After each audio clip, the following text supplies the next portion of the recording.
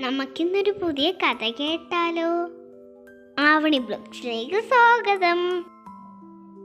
കഥയുടെ പേരെന്താണെന്ന് അറിയാമോ കൂട്ടുകാരെ?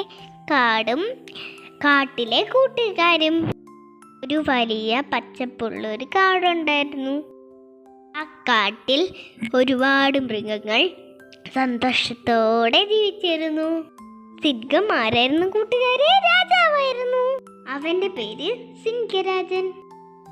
സിംഹം വളരെ സ്നേഹമുള്ള രാജാവായിരുന്നു. ഒരു ദിവസം കാട്ടിൽ ഒരു പ്രശ്നമുണ്ടായി. കാട്ടിലെ വെള്ളം നിറഞ്ഞ കുളം ഉണങ്ങിത്തുടങ്ങി. എല്ലാ മൃഗങ്ങളും വിഷമിച്ചു. കുരങ്ങൻ പറഞ്ഞു, നമ്മളെല്ലാവരും ഒരുമിച്ച് ശ്രമിച്ചാൽ പ്രശ്നം പരിഹരിക്കും.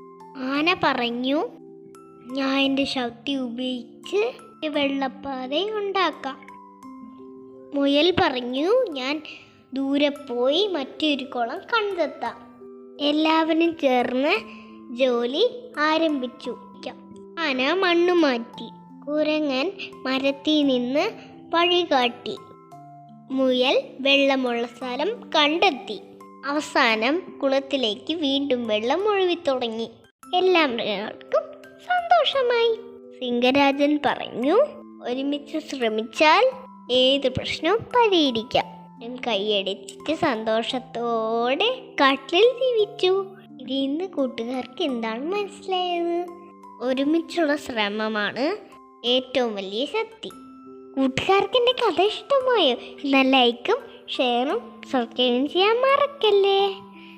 ഈ അടുത്ത കഥയായി വീണ്ടും വരാം കേട്ടോ.